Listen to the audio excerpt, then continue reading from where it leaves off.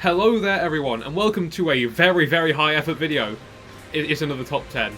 Don't get your hopes up, we're here for another top 10. But this time, it's not coasters actually for once. This time, it's my top 10 favourite flat rides. Riveting. Yeah, no, I do appreciate that this isn't like the most exciting video ever made. But it's been like 2 or 3 weeks since my last one, and I kind of do need to do something. So, we're here, and we are making the laziest content possible.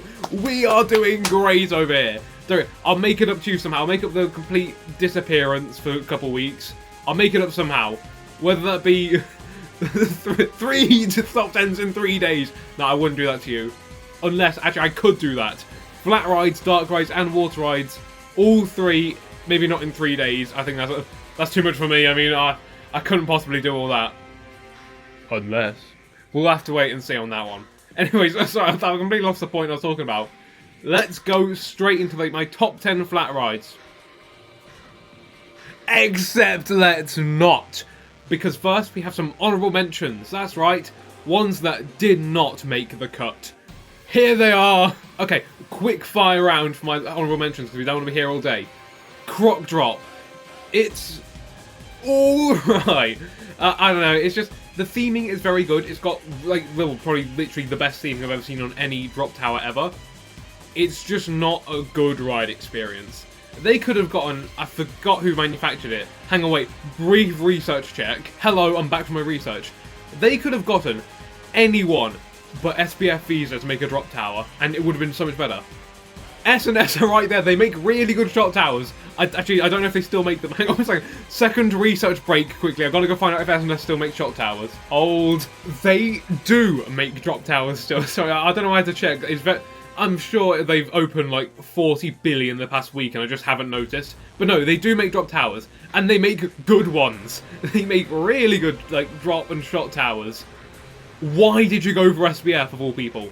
Boo! Editing me jump scare. I just want to say, I do fully get why they went for SBF Visa. Obviously, not every ride is going to be a big thrill ride. I think the point I'm trying to get at, because even I don't know what the point is that I think that there were better options. Although, it's a weird one, because like, I think the ride experience is very tame compared to like what you'd expect. It is a very tame ride, but at the same time, I don't think I could name another manufacturer that does like family drop towers. Maybe if SBF Visa just got better at doing drop towers. Yeah, you SBF Visa, because I know you are watching this. Definitely get better at drop towers. But I think that's what I'm trying to get at. Is that it's just like compared to how intimidating it looks and how good the theming is, the ride experience is just really like lacking compared to the rest of the experience. Anyway, this is a very long quickfire section. Let's get on with it. Another one is Derby Racer at Blackpool Pleasure Beach. I know, right? No one saw that one coming. But you gotta trust me, it's really good. I know it just looks like a fancy, maybe slightly faster than usual carousel. It's not. That thing is brutal. Actually, no, sorry. It's brutal to me. Everyone else has a lovely, calm, I'm having a nice time on the horse. Everyone always having a lovely ride. My horse, the whole time, is trying to throw me off. I don't know why. It's always me. Am I just like, I think I'm just like, I think it's because I don't really move. You're meant to like move with the horse, you know. What am I talking? God, my content's really gone downhill. You're meant to move with the horse, man. No, I think you're meant to like move with the horse. I just sit perfectly like rigid on it, and the horse just doom doom doom doom the whole ride. Another honourable mention. That's right, we're not done. There's still more. Wait, it's Axis at Adventure Island. It's forceless. It's nice. Like the hang time's really good. Really, actually no, sorry. The hang time's really good. It just does nothing else. There's no force whatsoever. Like you just sort of like through the bottom bit. You get no force, no speed, nothing. You get hang time, and that is it. That's all you're allowed from Axis is.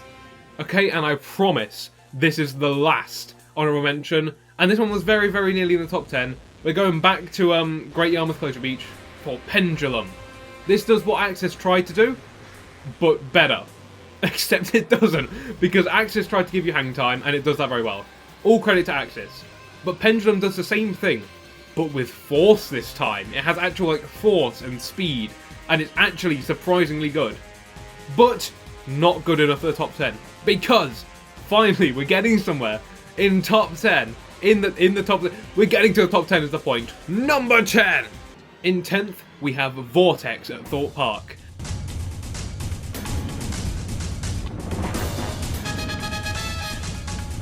Which might be the most consistently alright ride of all time. It's never going to be the standout of your day, but it's never going to let you down. Apart from when it's like unexplainably on a 50-minute queue. Why does that keep happening? Please get off as a 50-minute queue. But it's just like alright. You always get a nice long cycle. It never exceeds your expectations, but it's never underwhelming. You're always whelmed riding Vortex. It's the most decent ride of all time. But it's always nice to go to when there's no other option and the queues are too long for everything else. Vortex is always a nice one, and it has a smoke effect. I love a smoke effect. You want to win me over? Put a smoke effect on something. Coming in at 9th, it's a bit of a controversial pick, but I put a Victus.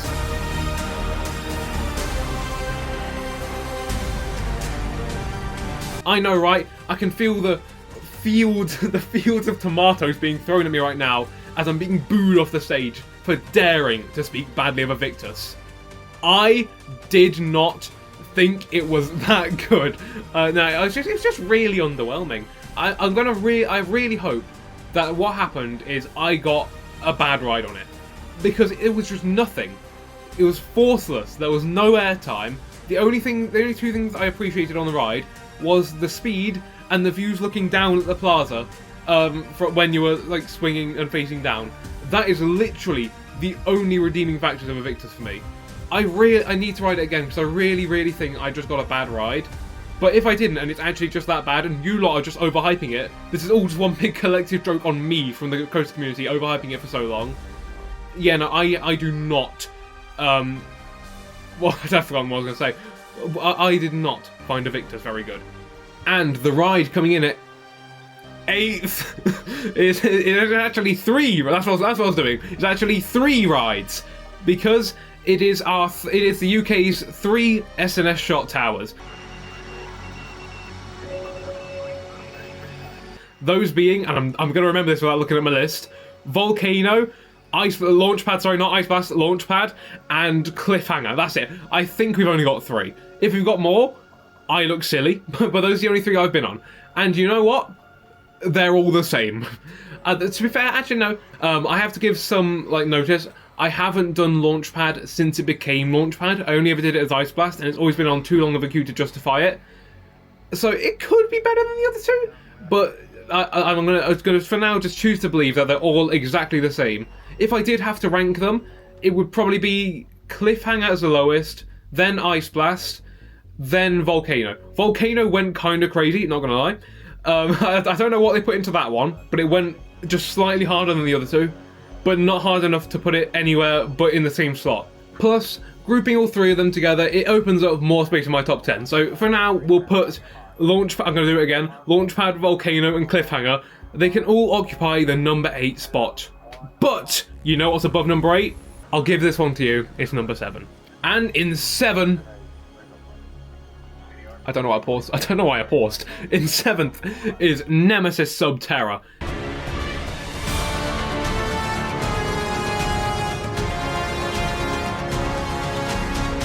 I'm going to make it very clear, I'm not going to spoil anything within Nemesis Subterra. So I'm not going to be able to talk about it much. But I think we have to count the whole experience leading up to the ride as well. And aside from the 40 minutes you spend standing in that first pre-show room waiting for it to start, they still need to figure out something there. Give the actor some lines to go through or something.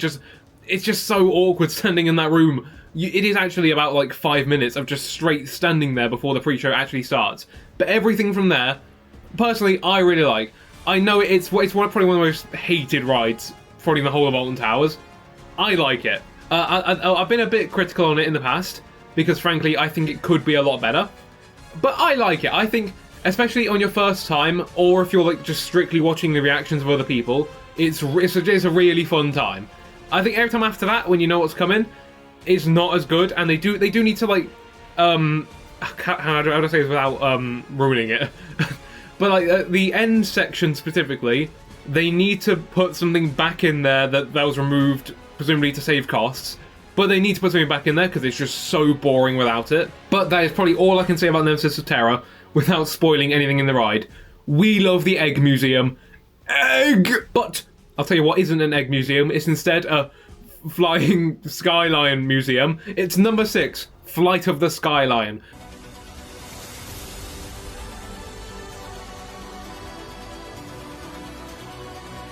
Of course, the UK's only flying theatre, and you know what? It's a banger.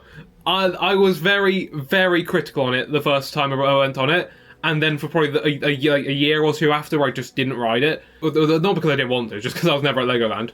But yeah, I was very critical of it. Partly because it broke down for about an hour, which was fun when we were right at the front of the queue.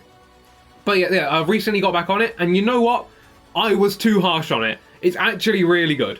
I don't know if I just sat in a better place, but I was much more like immersed in it. It felt like I was properly flying with the skyline. I don't know what I forgot what the storyline is. I think actually no, yeah, it is that the skyline's flying you around. But like yeah, I became a lot more like immersed in it. If that makes sense. It's a really good ride. Is it worth any of the queues it gets? No. It's not worth more than, I'd say, like 20 minutes, half an hour at a push. But and yet still like, consistently rolls in hour-long queues. It's not worth all that. But you know what? It's actually a really solid ride. We do, in fact, like Flight of the Skyline. We really like that one. Onwards! And in an effort to not have this whole top 10 only take up 5 seconds, I'm going to go into more detail for the top 5, because in number 5 we have Maelstrom.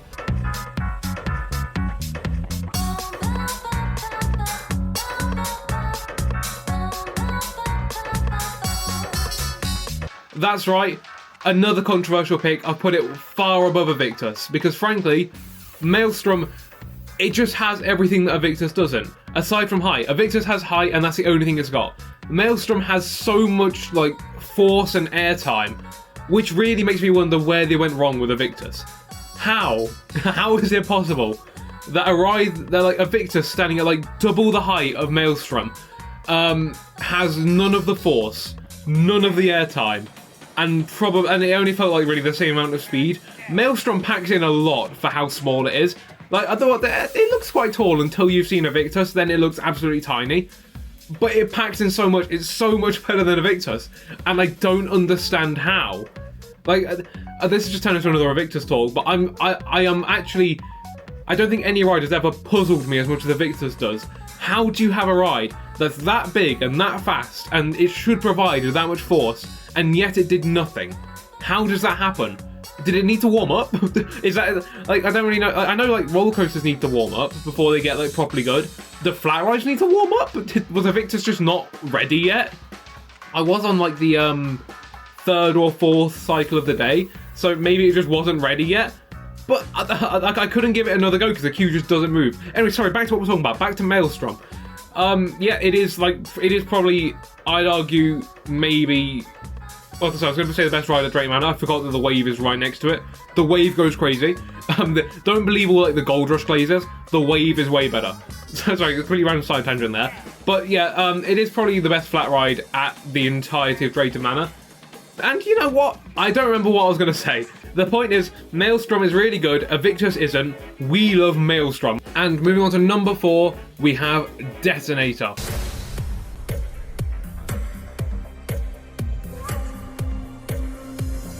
Is it the most terrifying ride of all time? Yeah.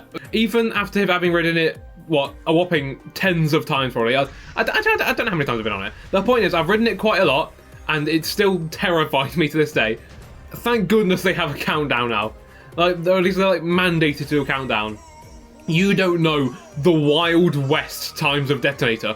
That being pre-Big Easy Boulevard. You don't know, like, the Wild West of Detonator, when the officers could just do whatever they wanted.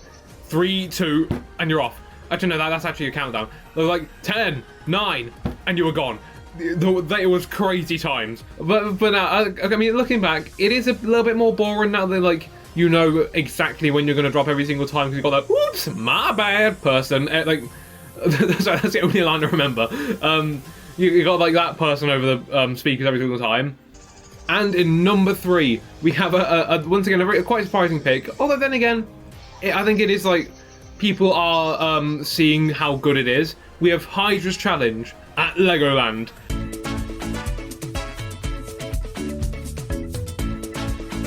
I know, on the surface, it doesn't look like much. In fact, it looks like it'll be a really boring ride on the surface. You just go round and round and round a platform. Don't believe that. Hydra's Challenge goes crazy. Of course, when you're on the ride, you of course have that steering wheel, which you can turn, as you'd expect from a steering wheel. But like every time you turn out and you swing out from the platform, a wave of force off to the right. I feel bad for the person in the back who's just like they're just stood back there. They have nothing really to hold on to. They can hold on to their sides and nothing else.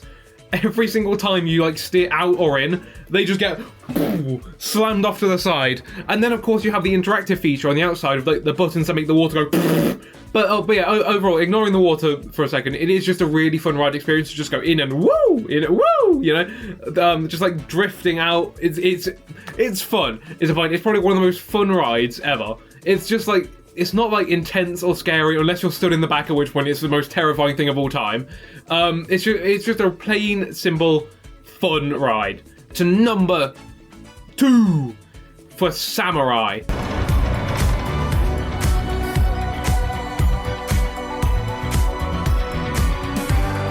That's right, this once stood as my favourite, however, it is not anymore, very clearly, by the fact it's number 2.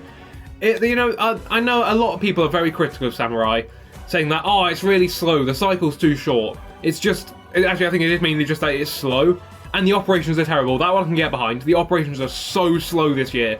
I don't know why. Like, I don't know what they've done, but like the queue used to move relatively fast on Samurai. It does not move this year. I don't know what's happened over there. However, I'm going to ignore all the shortcomings because, frankly, I have not been on Top Scan at Berry Island, so I can't speak on how much better that one is. But, you know, it's just a ridiculously insane ride.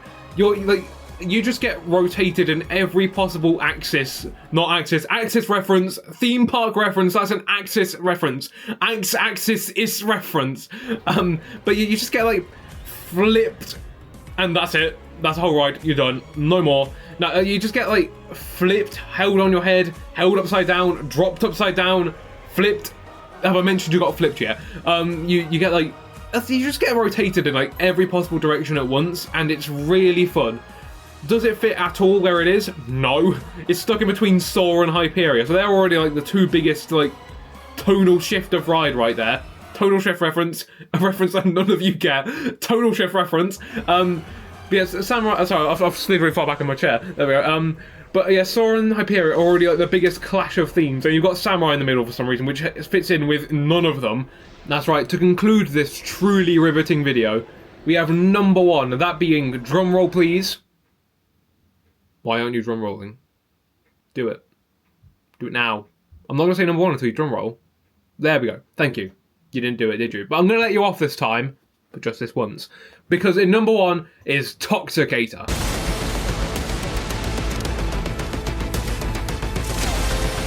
One of my favourite things to do is, like, when the ride's running, look at the queue. Just like especially when you're like down towards the bottom of the queue, look up at everyone. There is like 2 people at most on their phone when the ride is running, because everyone's just captivated by it. And that's such a magical thing I've never seen any other ride quite achieve. Is have it. Sorry, I've fallen down again. I need to like lock in, sit up straight. There we go. But like, yeah, the whole queue is just like captivated by the ride, and it's such an amazing thing to watch. It's such like a fascinating thing to watch, especially nowadays. You know, all those kids with all their phones. Now it's just such a fascinating thing to watch everyone collectively locked in on Toxicator, because it's just such a spectacle. Like having this top spin so high up in the air. Oh, it looks amazing. You know when it did look amazing? When it had the fountains, Merlin. What do you think you're doing? Get around to it. Nah, don't worry, I'll let you off. You can get around to it over the close season, because you're going to do that, right? They're not going to get around to it, are they? We're never seeing those fountains again. But yeah, it's just a brilliant ride. I think it's only gotten better by the fact that they've added the new cycles. If I had to rank the cycles, I haven't done Gamma, but I think it's the shortest one, so I imagine it's probably the worst. Then it goes Alpha, Beta, and Mu. Like that is my definitive. That is the official ranking. There is no other correct ranking. Hopefully they better bring back Cycle Mew. But I think Cycle Mew is going to come back either later on this year or like next year. I think it's going to become a mainstay in the at least for the last hour of the day probably. But yeah, Toxicator is such a ridiculous ride. It has so much presence. It's very intense, and I've run out of talking points. Anyway, that I've run out of points. If I'm wrong about any of these, tell me. Have a go at me in the comments. Go on, you won't. But yeah, that concludes this truly riveting video. Bye then.